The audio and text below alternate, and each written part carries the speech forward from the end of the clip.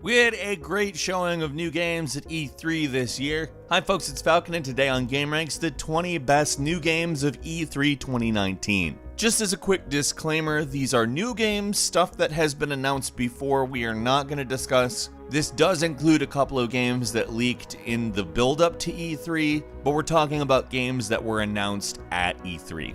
Number 20 is Outriders. Basically something that's vaguely tied to the Marvel universe, at least possibly, keeping in mind that Square Enix has the Marvel license, and the Outriders served Thanos. We don't know if that actually has anything to do with this game. We'll see as more information comes out. It's a quote-unquote dark modern shooter that's a 3-player co-op made by People Can Fly, the developers behind Bulletstorm and Gears of War Judgment. It's a pretty intense looking game, a lot of fire, a lot of guns, and a lot of people who look like they aren't terribly fazed by guns. And a big monster who's scary, but we don't know a lot beyond that. Still gotta say, looks pretty cool though. Number 19 Is Contra Rogue Core, which we got a trailer that shows off how over the top this game is probably going to be. It's a twin stick shooter, it's third person, it's not strictly isometric or anything like that, which is nice because it's definitely nice to see more twin stick games giving you a little bit more view of the action. That being said, it does look very, very, very over the top. It's an alien invasion game.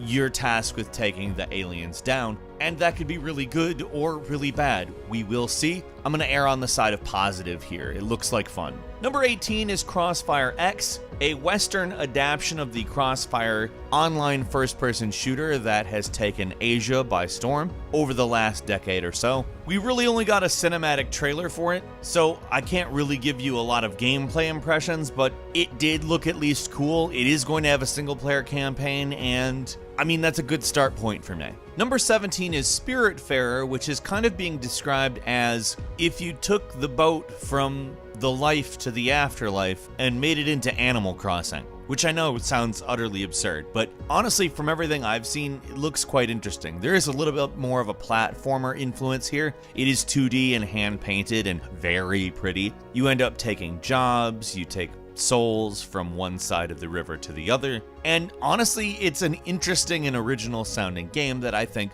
is worth a chance. I'll definitely be giving it one. Number 16 is Roller Champions, a game that looks to dethrone Rocket League to some extent. It's basically a roller derby game. You're on skates, you're trying to score points, you're knocking other people down. And from everything that I've seen, it looks surprisingly interesting. It does in a lot of respects feel like something that could very much sort of take on the audience of a Rocket League, but it's a totally different game. It's fast, it's pretty, there's a lot of cool animations in this, and I really want to play it. I haven't had the opportunity to. Those who have actually say it's pretty darn good, so I'm definitely looking forward to Roller Champions. Number 15 is No More Heroes 3, which if you are familiar with the previous games, it's a very quirky assassin game that's filled with absurdity. There's probably no better way to put it than that. What we've seen in the trailer here is some power armor. We've seen kind of a katana lightsaber thing, and in every way, it looks as absurd as the previous games, which we haven't seen one since 2010, at least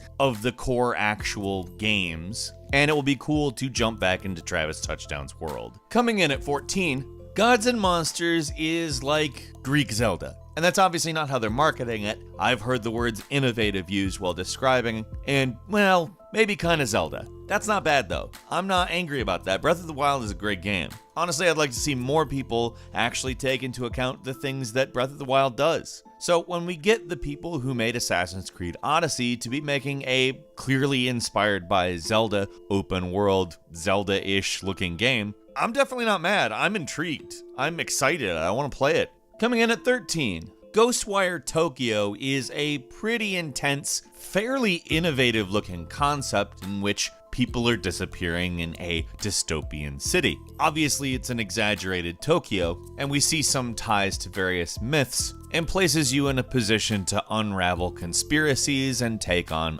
the occult. I really like the game's tagline, "Don't fear the unknown, attack it." I think it's like, alright, I don't know even what it specifically means by attack it. It may just mean take it on, don't be afraid of it, go in, whatever. I think that's a very interesting perspective, especially given how creepy the trailer actually is. given it comes from Shinji Mikami, the famed Resident Evil visionary, and Akumi Nakamura, who has the kind of enthusiasm for this project you would want. I'm there. I can't wait to play this. I think it's going to be unique. And at number 12, Pistol Whip is a VR game that makes me go, hey, maybe VR games could be very cool. Really quickly, the developers of this game say the words John Wick about 400 times in their announcement video. And I know exactly why. Because it is a rhythm/shooting game that seems a lot like the club scene in the original John Wick as a rhythm game. They talk very specifically about how it's about reaction time, quick accuracy, and trying to get you to feel as though you are an action hero in that type of a situation.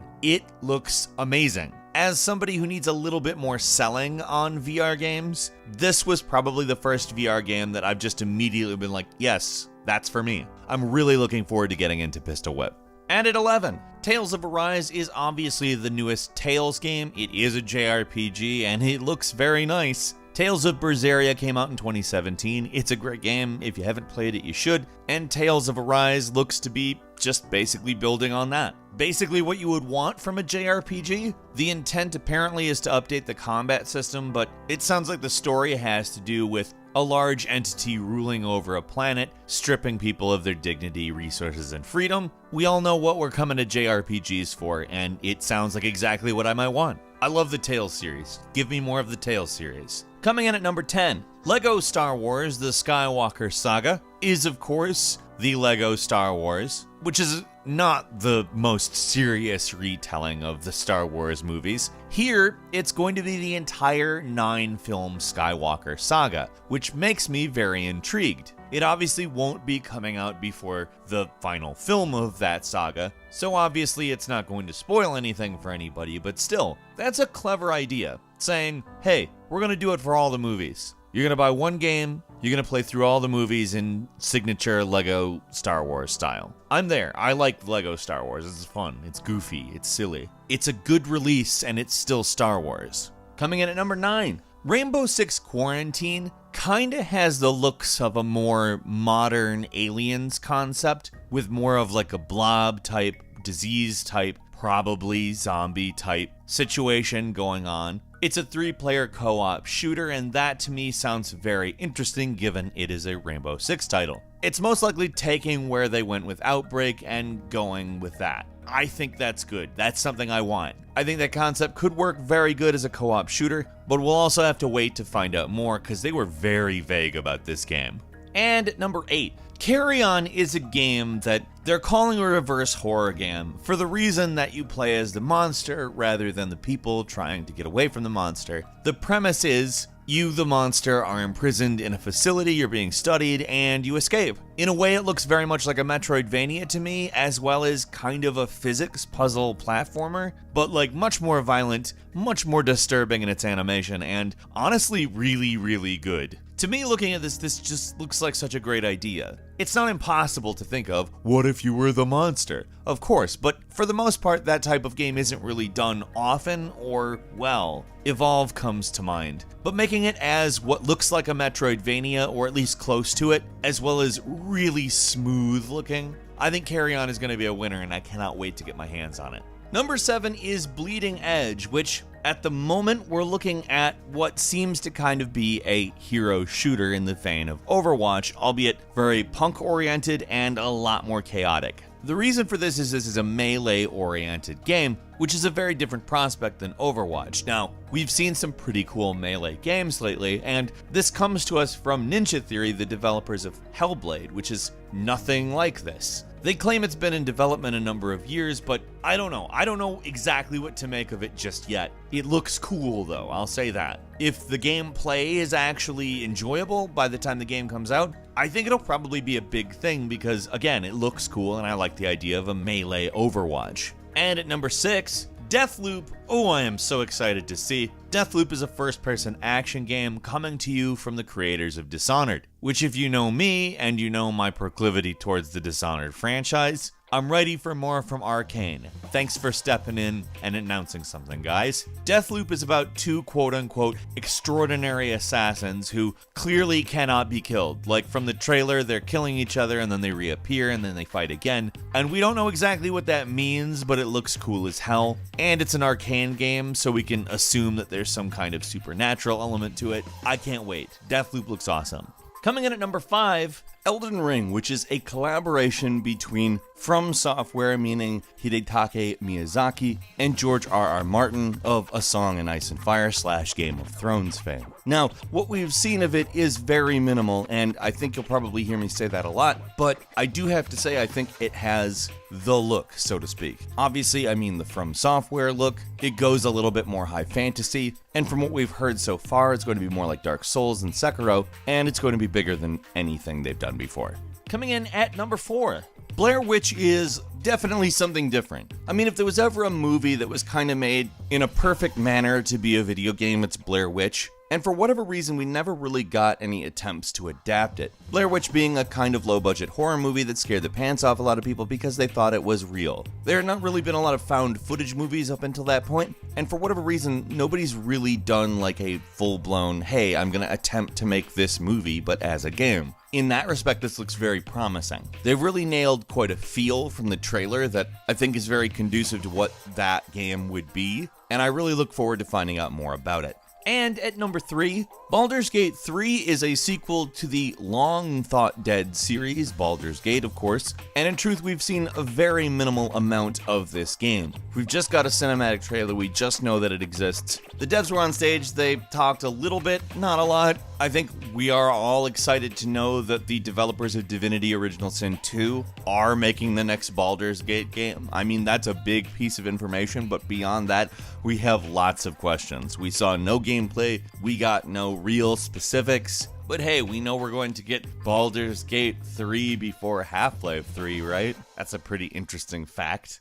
And at number 2, Watch Dogs Legion is an ambitious jump in the Watch Dogs series. Obviously, when the original came out, there were certain expectations, and they didn't quite manage it, but Watch Dogs 2, on the other hand, was a huge jump. Now, rather than rest on the laurels, it looks very much like they're attempting to do even more. That's great, because Watch Dogs 2 is a significantly better game than Watch Dogs 1. In a lot of ways, they do attempt to continue the path they were on with Watch Dogs 2, but they're adding things like a recruitment system, an old lady you can play as, which I'm not going to complain about, that's hilarious. And it seems like with Watch Dogs 2, they delivered on the promise of Grand Hack Auto, and it seems like they're expanding. I'm excited to see what they do with it. It's in London, it's very different setting-wise, and looks cool to me.